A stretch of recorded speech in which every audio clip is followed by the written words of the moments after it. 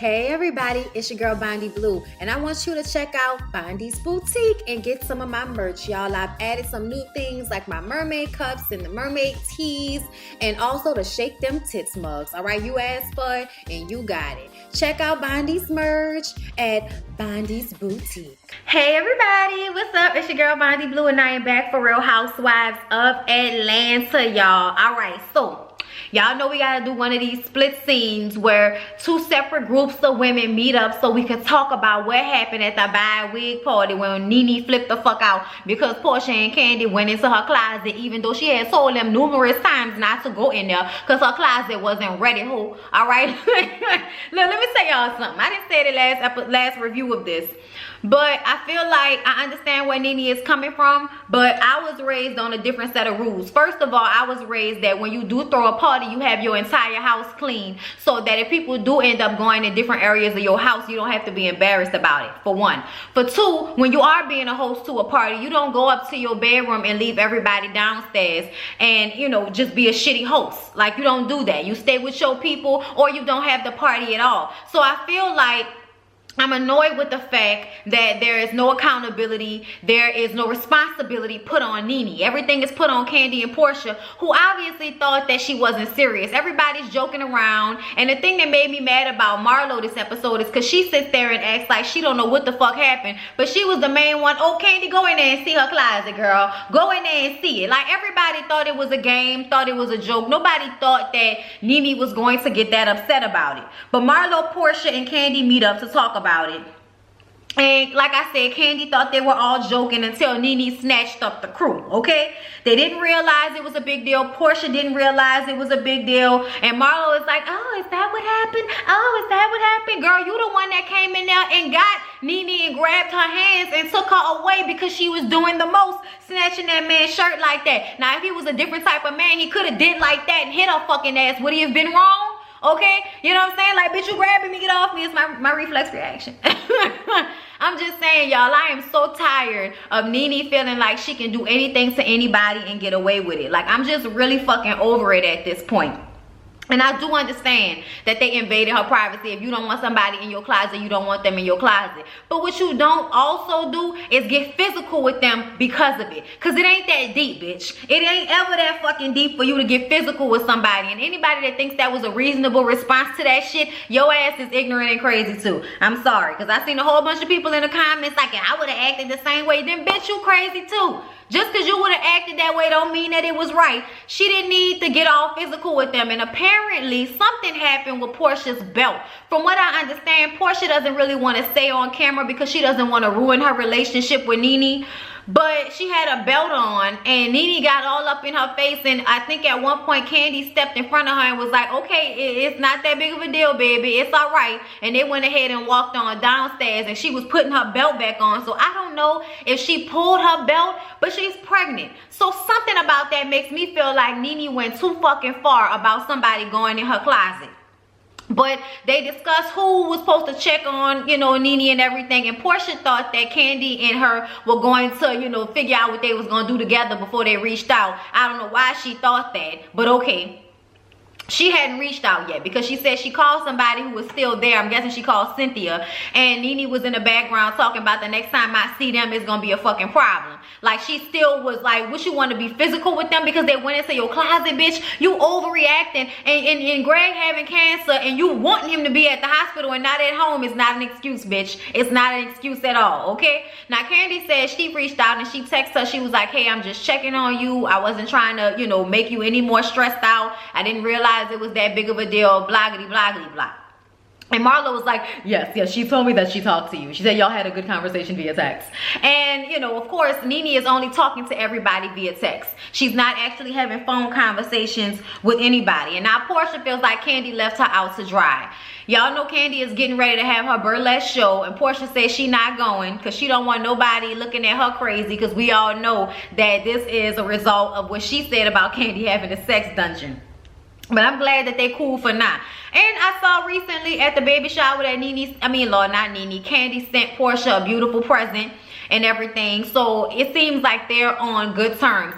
The reunion was just taped, and they said after the reunion, Nene done unfollowed everybody. And I'm like, all right, bitch, whatever. Don't nobody give a fuck. With your gonzo looking ass. I'm over Nene, y'all. Y'all could not bring her back as far as I'm concerned. I don't give a fuck. I'm tired. I am tired of her feeling like because she was the first person on the show, she can shit on everybody and treat everybody like shit and there's no checks and balances. I'm tired of that shit. I'm tired of her using Greg's cancer as a way to disrespect people and treat them like shit as if because she's going through something that means that she can treat everybody like shit. That's not how this works. That's not how any of this works, okay? Now let's pop over to Eva, Shamari, and Tanya, who meet up to talk about it. Shamari did not realize that she was grabbing pussies and titties, okay, in her drunken fits. And she also didn't realize that she had thrown up all over Eva and that Tanya was the one that cleaned up the throw up. Because Tanya came in the door like, girl, we sisters now because I done cleaned up your puke. Y'all like Tanya. She might be a little goofy and shit, but I like her. She's lighthearted. She's sweet. And she's like the exact opposite of what we've been getting from Nene. But they talk about how disrespectful it was for Kandi and Portia to go into Nene's closet after she repeatedly asked them not to. And I understand that, y'all. But I also don't feel like her putting her hands on anybody was the correct response to that because it ain't that deep. And I also feel like Eva is still in Nene's ass at this point, always trying to be on her good side. So if she can jump to Nene's defense in order to get back cool with her, that's what she gonna do. I think that a lot of them on this show, and I understand, the politics of this show is you have to have some type of level of, you know, good relationship with Nene in order to keep your peach. I think that's bullshit. I think that's bullshit. I think the only person's ass you should have to kiss is Andy Cohen's, and I feel like you shouldn't even have to kiss his ass too hard. But I feel like it's some fake shit and it doesn't give you real reality when everybody has to walk on pins and needles because they're afraid that that bitch might talk to the right person at the network and get them fired. You know what I'm saying? Like, I'm over that. So Eva and Cynthia go to get a colonic and they talk about the stresses of the wedding day. You know, we have to talk about Cynthia and all the trials and tribulations that she went through 8 years ago when she was trying to get married to Peter and her mom and her sister was hiding the marriage certificate. Eva says this has been hard for her. She's getting married soon, but she did take a few little gigs and get the money she needed to pay everybody off, so she doesn't owe anybody anything right now. Cynthia talks about how she's only talked to Nene via text. And she says that she doesn't know if the invasion of privacy was really what Nene was upset about, but it is the straw that broke the camel's back and got her to act the way she did. Then she gets on the phone with Mike Hill for a second, but then Eva calls and then we got to talk about the fact that, can you see the shit? I can see the shit. Can you see the shit? Oh, Lord. I want to get a colonic. I really do, y'all. Ronnie is going on tour with Bobby. I'm sorry, y'all. When I hear it in my head, Ronnie, Bobby, Ricky, and Mike. Like, I want to say it like that. But he's going on tour with them so that they can, you know, get their bread up. And, you know, it's everybody except for Ralph Transvan and Johnny Gill. And I'm still upset about that because they have some of the best songs from New Edition, okay? If we ain't singing Sunny Days, everybody loves them. Tell me, baby, can... Okay, look, I'm not... Y'all, they played that at my wedding. That's my shit. Anyway, y'all. So, Shamari is trying to juggle the kids, the twins, while he's out of town, as well as being a part of Candy's dungeon party and performing with Kandi. But she and Ronnie have to talk about how drunk she was at that party. Because she do not want that shit to come out and have him feeling some type of way. She said she was drunk. She was feeling on cooch. She was feeling on breasts and everything. And he was like, see, you got to chill out with the alcohol. Because the alcohol going to lead to you cheating. And that's going to lead to us getting a separation. And she was like, that will never happen. I don't ever want to embarrass myself or embarrass you. But you better not cheat on me. And I was like, Shamari, don't try to flip this, bitch. Do not try to flip this, Shamari, girl. Don't do it, sis, okay? You was the one out of pocket. You was the one doing too much. You was the one being disrespectful, since we know that you and your girl on girl, you know, issues is a problem for you and Ronnie. Do not put that on him, okay? But, you know, it was all fun and games. He ain't really, you know, tripping about it. And she feels just enough guilt to make sure that she will watch the amount of liquor that she intakes the next time she go out. But we shall see. So Portia is on the phone with her party planner for her baby's gender reveal party. And Lauren is there. And she's like, I want cheerleaders to have on basketball pants. And I want them to come out and take the pants off and just be like, bam, and reveal the gender. I want it to be like, yes, visual. And the party planner is like, this is supposed to be like a family-friendly situation, Portia. So how about out, they hold up signs like normal cheerleaders, and then we have confetti everywhere. How about that? She's like, oh, okay, all right, that's better. You ain't say that. So it's cute. Okay, she says Dennis don't want this gender reveal party, but this what she wants, so that's what the hell they doing. All right. Now they get on the subject of Nene and all of the drama that is taking place, and she says that she did finally text Nene and says, hey, look, I'm sorry, I did not mean to disrespect you, I apologize. And then Nene texts her back, no, I'm sorry. And then that was pretty much it. And she just feels like they need to just stay away from Nene for now until, you know, she ready to come back to us, you know. And it's like, yes, please stay out of her way, because that bitch doing the most, and ain't nobody got time for whatever happened with you, her, and that belt. From what we understand, like, it seems as if Nene might have actually attacked Portia or put her hands on Portia in some way, and which is why Kandi felt the need to jump in front of Portia. But y'all, that's some bullshit. That's some bullshit. That girl pregnant, and you know that's the only reason you trying her like that. Because had her fucking ass not been pregnant, then she probably would have wanted to fight your ass like she done fought everybody else. But I feel like, you know, Nene has this overpowering presence where everybody is big sis, and, you know, I'm trying to protect our relationship. Fuck all that. If she did it, bitch, tell her she did it, okay? Anyway, y'all, so she said she plans on seeing Nene at Eva's wedding. So, you know, it's whatever. Hopefully, it'll all still be cool between the two of them. Kandi is having rehearsal for the dungeon party, which is the next day. And everybody thinks it's like a real sex show, and it's not. And I'm like, child, I guess. Shamari and Ronnie show up so Ronnie can see a little bit of the rehearsal, and they have a song that they did together. I like the song. I think it's real cute. And she says that it will be a, you know, a variety show with performances in between, with little tips here and there on how to spice up your love life, okay? This Cynthia and Mike Hill come through, okay? Her and Chill come through. And he's not gonna be able to be there because y'all know he gotta work. He gotta make that bread.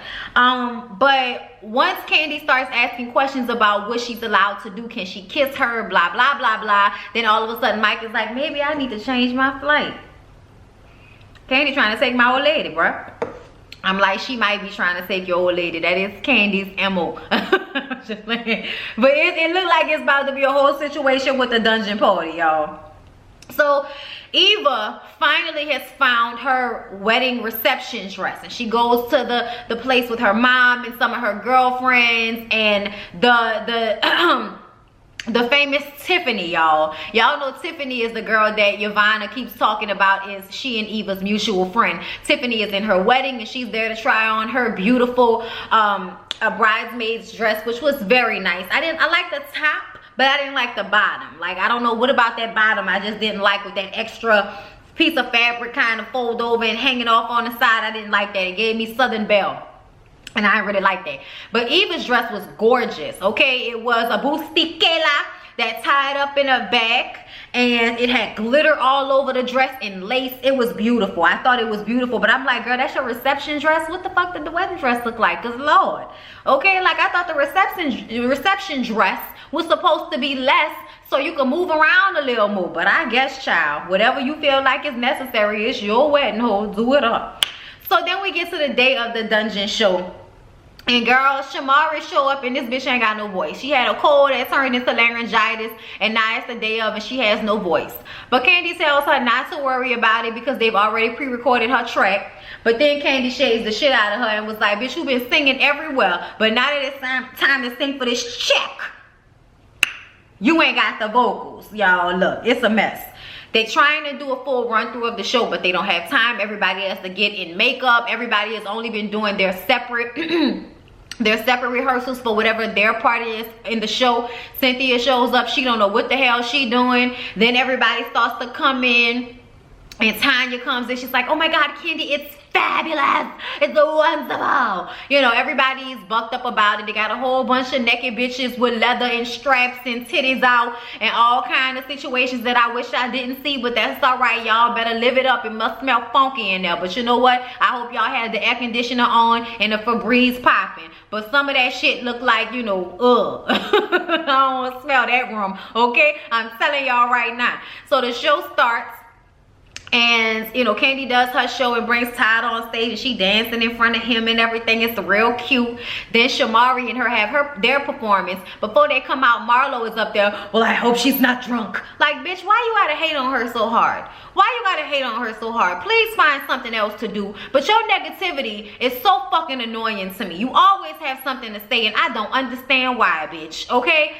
But either way, Candy and her, you know, do their performance. She lip syncs for her life, and it was cool. It was a really good performance. I enjoyed the song. And then Candy brings Cynthia out on stage, and she's like, so tell me, how wet are you? And Cynthia is just like, and I'm like, y'all don't know how I feel about this, okay? I don't know how I feel about this. I don't know whether I should be turned on or grossed out, but I'm somewhere in the middle. Child, Cynthia said, oh, say it again. And then Candy said, say you are so motherfucking wet. And I was just like, clutch the pearls. I wasn't ready. I wasn't ready. Marlo in the stands talking about, oh, that was too much. But then they go behind stage and she said that it wasn't enough. Marlo, shut the fuck up, okay? Candy does a little, you know, lap dance on her, and Delicious was there. I was like, child.